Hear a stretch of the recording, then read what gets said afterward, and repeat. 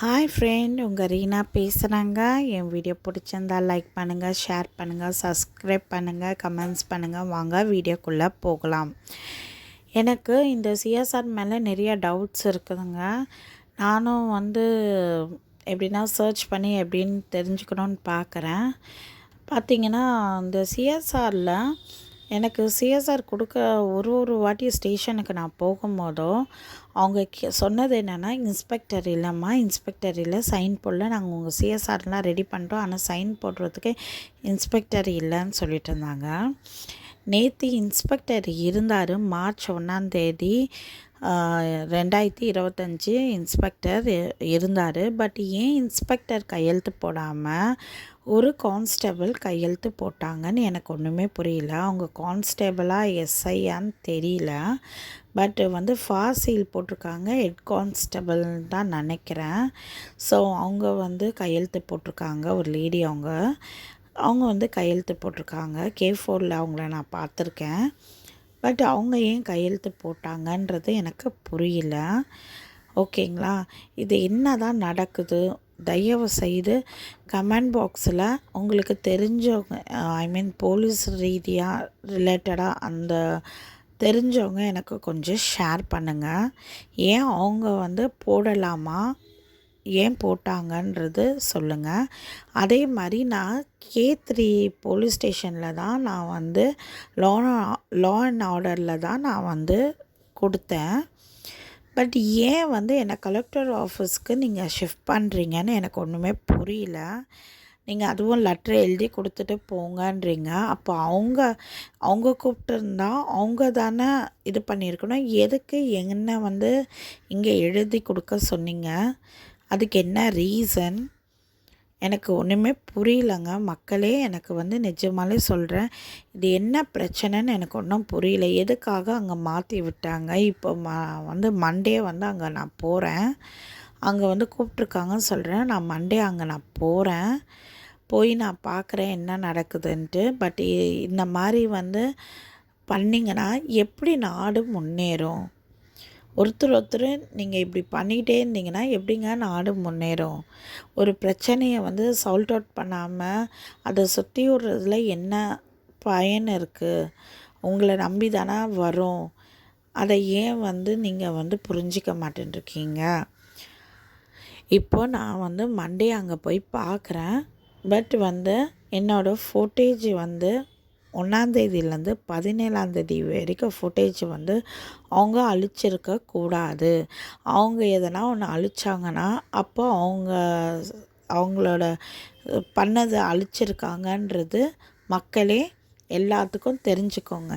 இது நான் எனக்காக மட்டும் சொல்லலை, எல்லா இடத்துலையும் இந்த தப்பு நடக்குது. கேட்டால் கரப்ட் ஆகிடுச்சு, இல்லை இதாகிடுச்சின்னு சொல்கிறாங்க. அதை கரப்டெல்லாம் ஆகலை. February 2 2025 அப்போது எங்கள் மேம் பாலமுருகன் ஒரு பர்சன் மேலே கேஸ் கொடுத்தாங்க. அப்போது அந்த ஃபுட்டேஜ் எல்லாம் அவங்க காமிச்சு தான் கேஸ் ஃபைல் பண்ணாங்க.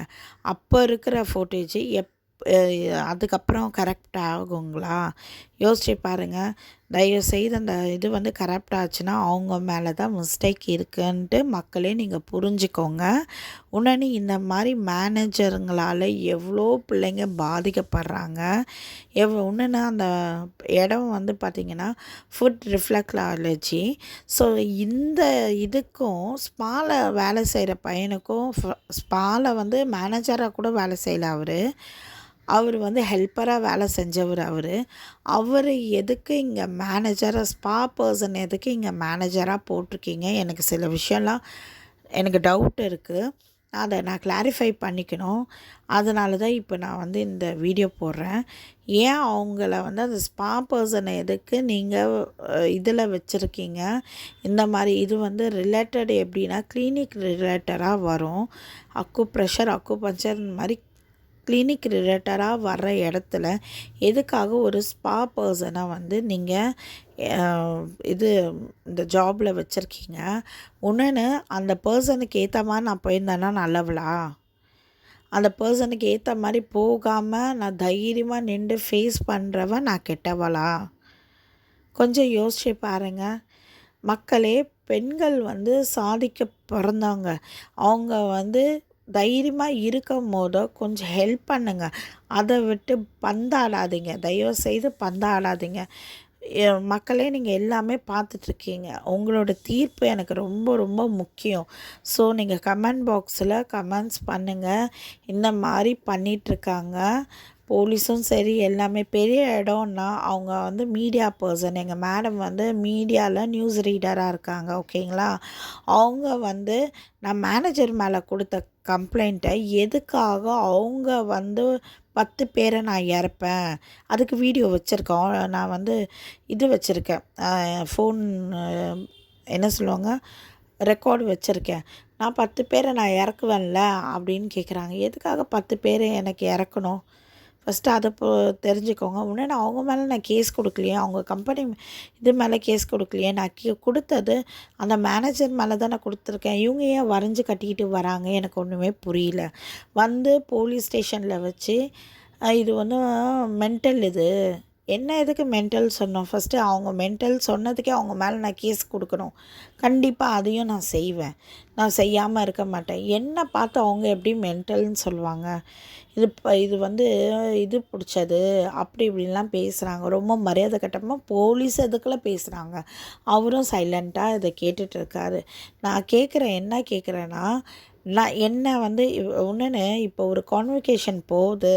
அவர் கேட்கும்போதோ இடையில பேசக்கூடாதுங்க. இடையில பேசினா டிசிப்ளின் இல்லைன்னு சொல்லுவாங்க. இன்னொன்று, தப்பு பண்ணவங்க தான் இடையில ஐயோ மாட்டிக்க போகிறோமோன்ட்டு பேசுவாங்க. ஆனால் தப்பு செய்யாதவங்க எப்பயுமே வந்து நிதானமாக வேகமாக இருக்கணும், விவேகமாக இருக்கணும். அது என்கிட்ட நிறையாவே இருக்குதுங்க. அவங்க என்ன பேசுகிறாங்கன்னு தெரிஞ்சு அதில் ஒரு பாயிண்ட் எடுத்து தான் நம்ம பேசணும். அதுதான் மேனர்ஸ். அந்த மேனர்ஸ் தான் நான் பண்ணேன். ஆனால் என்னை பேச விடலை. என்னை பேச விடாமல் அவங்க தீர்ப்பு என்கிட்ட வந்து ஃபஸ்ட்டு நாள் பேசினாங்க. ஃபஸ்ட்டு நாள் எல்லாத்தையும் கேட்டாங்க. இன்ஸ்பெக்டரும் இன்னும் ஒரு 2-3 வார்த்தை கேட்டாங்க. கேட்டுட்டு அப்படி நடக்குதாம்மா அங்கே உள்ள அப்படிலாம் கேட்டாங்க. நான் அதுக்கு ஆன்சரும் பண்ணிட்டேன். அப்புறம் மேனேஜர் பேசுனது, மேனேஜர் முழுக்க முழுக்க பொய் பேசுகிறாங்க. சத்தியமாக சொல்கிறேன், 1% கூட அவங்க உண்மை பேசலை. அவங்க பேசின வார்த்தைக்கு கண்டிப்பாக நல்ல மனசு, கொஞ்சனா ஈரம் இருக்கிறவராக இருந்தார்னா அவர் ஒத்துப்பார். ஆமாம், நான் அப்படி பேசினேன்னு ஒத்துப்பார். கொஞ்சம் கூட ஈரம் இல்லை அவருக்கு. சரி, அவர் சொல்கிறார் இல்லையா, நான் பேசலை, நான் வந்து வேலை தான் கொடுத்தேன்னு சொல்கிறார் இல்லையா, தைரியம் தான் அவங்களோட இடத்துல இருக்கிற ஃபோட்டேஜோ ஆடியோவும் காட்ட சொல்லுங்கள்.